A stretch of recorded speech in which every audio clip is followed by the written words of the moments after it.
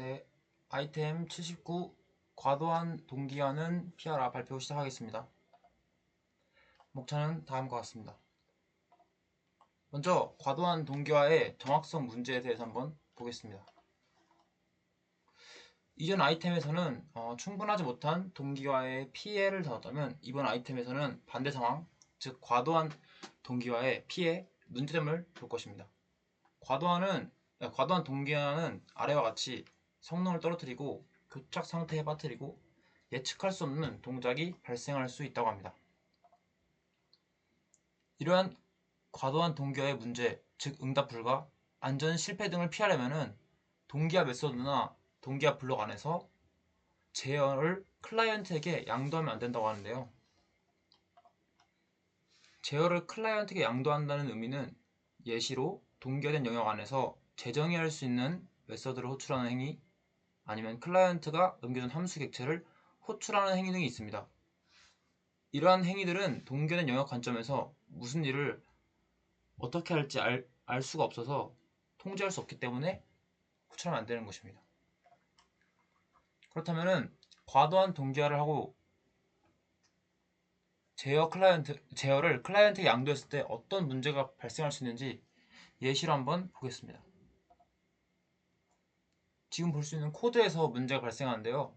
이거는 클래스 코드이고 이 코드는 집합을 감싼 래퍼 클래스인데요. 이 클래스를 사용하는 클라이언트는 집합에 원소가 추가되면은 옵저버 패턴으로 구현되어 있어가지고 알림을 받을 수 있습니다. 여기서 중요한 메소드는 여기 1, 2, 3 이렇게 되어 있는데요. 바로 여기 1번에 볼 수 있는 add observer 메소드와 3번 notify element added라는 메소드인데요. add observer 메소드에는 여기서 볼 수 있듯이 set observer라는 관찰자를 파라미터로 받아서 여기 있는 리스트에 추가를 합니다. 그리고 여기 있는 이 add observer에서 add 메소드가 호출이 되면은 이게 오버라이드 된 메소드가 있죠. 이 add 메소드 안에서 notify element added라는 메소드를 호출해서 3번으로 가서 원소를 이 리스트에 추가를 해주고 알림을 보내주는데요. 앞에서 이 코드가 이 앞에 add observer의 메소드에 넘겨주는 관찰자, 그 파라미터 넘겨주는 관찰자인데요. 함수형 인터페이스로 이 인터페이스의 인스턴스를 아까 봤듯이 메소드로 건네서 동작을 하는 건데요. 이 함수형 인터페이스 때문에 인스턴스를 넘기려면 앞에 이 added 메소드를 재정해서 넘기는 것입니다.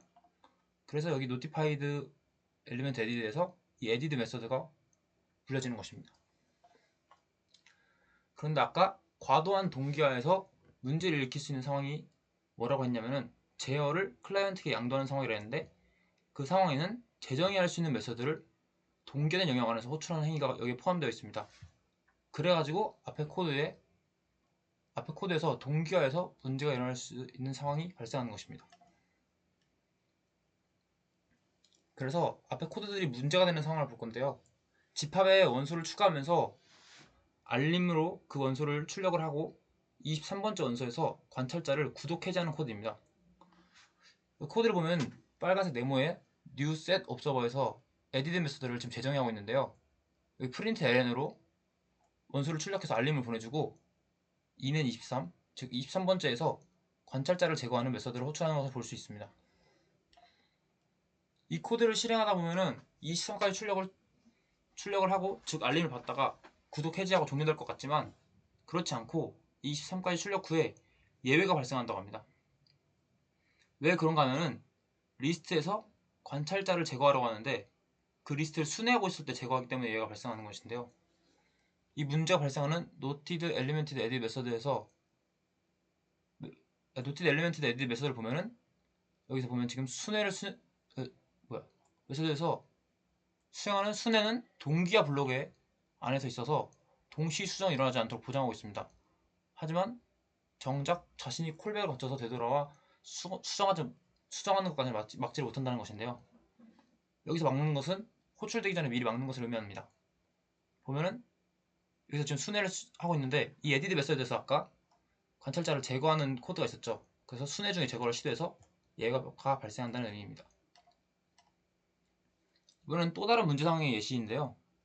역시 관찰자를 구현하고 있는데 이번에는 아까 관찰자의 구독 해지를 앞처럼 remove observer라는 메소드를 직접 호출하는 것이 아니라 다른 스레드에게 부탁을 하는 상황입니다.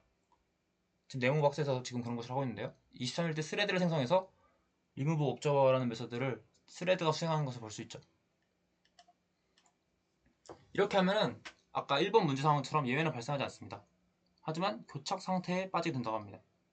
왜 그런가 하면은 백그라운드 스레드가 관찰자 해지를 하려고 하는데 락을 얻을 수 없죠.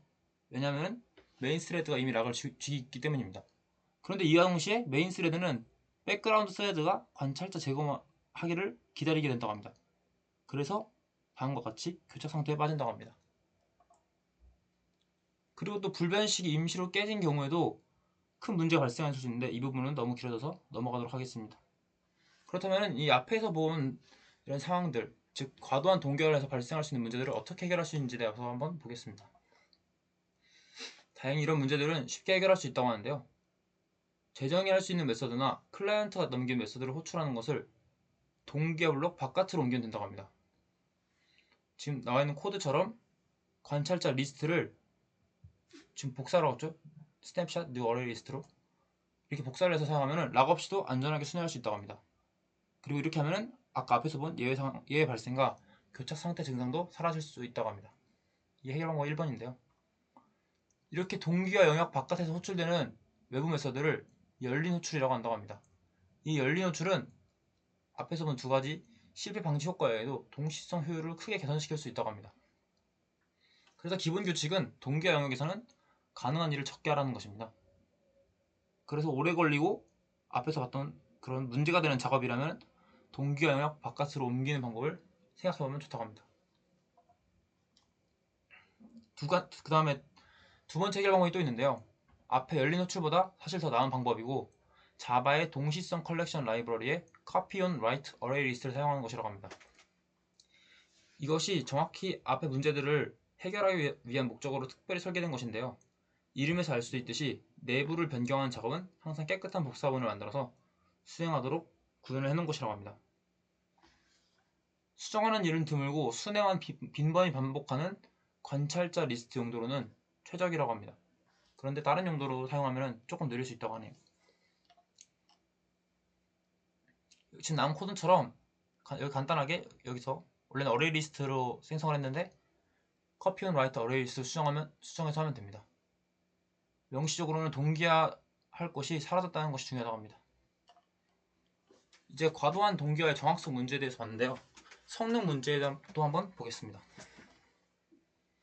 자와 동기화 비용은 빠르게 낮아졌지만 과도한 동기화를 피하는 일은 오히려 어느 때보다 중요하다고 합니다. 멀티코어가 일반화된 요즘 과도한 동기화가 초래하는 진짜 비용은 락을 얻는데 기다리는 시간이 아니라 병렬로 실행할 기회를 잃고 모든 코어가 메모리를 일관되게 보기 위한 지연 시간이 진짜 비용이라고 하는데요. 멀티코어니까 락을 얻는데 기다리는 것보다 그 모든 멀티코어들이 같은 일관되게 보기 위해서 기다리는 시간이 더 문제가 된다는 것입니다. 그리고 또 이런 과도한 동기화하면은 가상 머신의 코드 최적화를 제한한다고 합니다. 왜 그런가 하면은 JVM 최적화를 수행할 때 코드의 실행 순서나 데이터 상태를 예측하기 어려워서 이런 코드 최적화를 제한하게 되고 이것 또한 과도한 동기화가 초래하는 비용이라고 합니다. 그렇다면 이렇게 과도한 동기화가 일으키는 성능 문제는 어떻게 해결할 수 있을까요? 두 가지 방법이 있는데요. 첫 번째 방법은 동기화를 전혀 하지 말고 그 클래스를 동시에 사용해야 하는 클래스가 외부에서 알아서 동기화하게 하는 것이고요. 두 번째 방법은 동기화를 내부에서 수행해서 스웨드 안전한 클래스로 만들라는 것입니다. 이때 두 번째 방법은 클라이언트가 외부에서 객체 전체에 락을 거는 것보다 동시성을 월등히 개선할 수 있을 때만 선택을 해야 한다고 합니다. 이번 방법, 즉 클래스를 내부에서 동기화하기로 했다면 여기서 아래 보는 것처럼 락 분할, 락 스트라이핑, 비차단 동시성 제어 등 다양한 기법을 동원해서 동시성을 높일 수 있다고 하는데요. 이 기법들은 관심 있다면 찾아보면 한번 좋을 것 같다고 합니다. 이 해결 방법 두 가지 중에서 선택하기 어렵다면 그냥 1번 방법처럼 동기화하지 말고 문서에 스레드 안전하지 않다고 명시하는 것이 차라리 좋은 방법이라고 합니다. 그래서 마지막으로 결론은 다음과 같은데요. 과도한 동기화를 통해 정확성 문제가 발생하는 것을 피하기 위해 동기화 영역 안에서의 작업은 최소한으로 줄이자는 것입니다. 이를 통해 문제가 될 수 있는 작업들을 밖에서 실행하려고 하는 것이고요. 그리고 과도한 동기화를 통해 성능 문제가 발생하는 것을 피하기 위해 외부에서 동기화할지 스스로 동기화할지 고민하라는 것입니다. 합당한 이유가 있을 때에만 내부에서 동기화를 하고 동기화했는지 여부를 문서에 정확히 밝히는 것이 중요하다고 합니다. 이상으로 발표를 마치도록 하겠습니다. 감사합니다.